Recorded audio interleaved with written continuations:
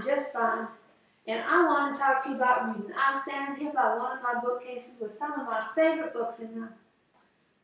Now, I started reading at a very young age, and once I started reading, I could not read. I would ride with my parents in the car, and if I saw a sign and I was old enough and I learned how to put letters together to make words, I couldn't not read. If I didn't know what the word was, I'd ask my parents. Yeah, sometimes I didn't get them quite right, but I tried. But you know something? Reading got me into trouble. Yes, trouble. Well, not exactly trouble. The reading didn't get me in trouble, but my imagination based on the reading got me into almost trouble. It was back when I was little. Remember I went to that country school for a year? Well, I had to get down to that country school one day, and I didn't know that a country school was way out in the country. So when the man came to the room, the classroom that I had just been newly assigned, because we newly moved to this house in this new town, little town, he was going to take me to my new school. And my mother said something about going to a different school, but I didn't really hear what she was saying. You know why? Because I had my nose buried in a book. Buried in a book. She probably told me everything I need to know. But I knew nothing. I was just glad to get out of that classroom in town because that teacher didn't seem very friendly. So I'm waiting in the hall for someone to come drive me to my new classroom. Finally, a man shows up and he says, "Come on, let's go." So I go. But do you know what? I was getting kind of reluctant. Because? I'll tell you because. Because he had a black trench coat on. Now, if anybody's ever done any reading, they know that black trench coats mean no good. And he was carrying a hat, and he threw a black hat in the back seat. Now, anybody who read a cowboy mystery knows that people with black hats are bad guys. Bad guys. So what does this bad guy do with a black trench coat and a black cowboy hat? He takes me out in the country. Now, I'm thinking I'm going to some school across town, which town is about a mile by a mile square. It's not that big. We could have walked. He could have told me where to go. But instead, he took me on the county, on a gravel road. A gravel road! Yes? The gravel was ping, ping, ping, pinging on the bottom of his car. He was going a bazillion miles an hour. Surely, he was up to no good. Because I knew when people were taken out in the country with people with trench coats, disappeared. I was sure that even if he was someone who worked for the school, it was my turn to disappear. Well, I wasn't going to go without a fight.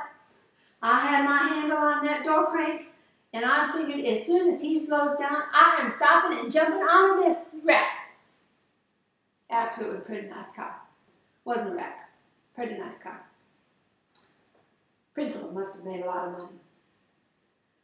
But he kept going and going and going. And we're passing farmhouses and intersections and intersections. And I'm figuring out by how many intersections we passed. We're about 12 miles out of town.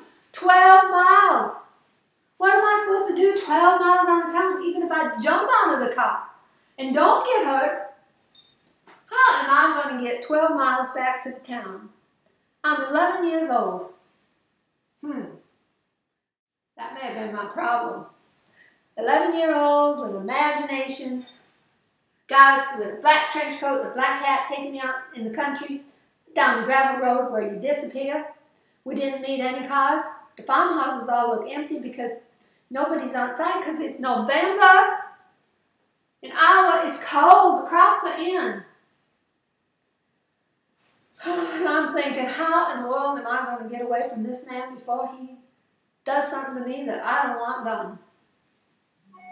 Well, I didn't have to worry about that. A few more miles, we arrived at school. Yes, boy. pulled up, says, here's your new room, your new classroom, let's go talk to your teacher. Well, was I relieved for two reasons. One, he took me to the school like he said he was going to. And number two, that I didn't jump onto that car. Had I jumped onto that car in that little town that we lived in, I would probably be talked about to this day, 50-some years later. 50. Actually, it is about 50 years later. It is about 50 years later.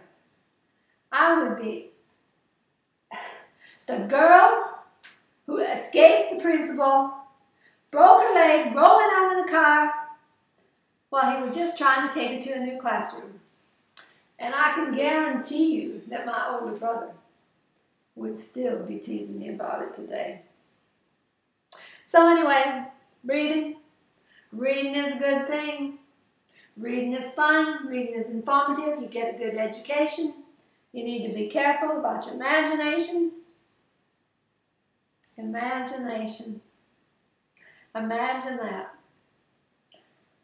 I probably still have an active imagination, but this is a true story. This is a true story. I haven't shared it with many people. No, I haven't shared it with many people.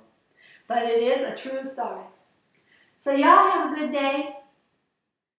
And when you're reading, keep the imagination in the book that you're reading. And keep your head on straight. And go about your business. Because Magnolia will be back. Yes, I'll be back. Back. When I have something more to say, I realize some of my things aren't too brilliant. But I'm having a good time with life. I hope you are too. See y'all later. I wonder where that Belle Kitty is, because she hasn't been around directing this one much. Last time I was working on one, she walked right through. I guess she wants on the camera too. Talk to y'all later.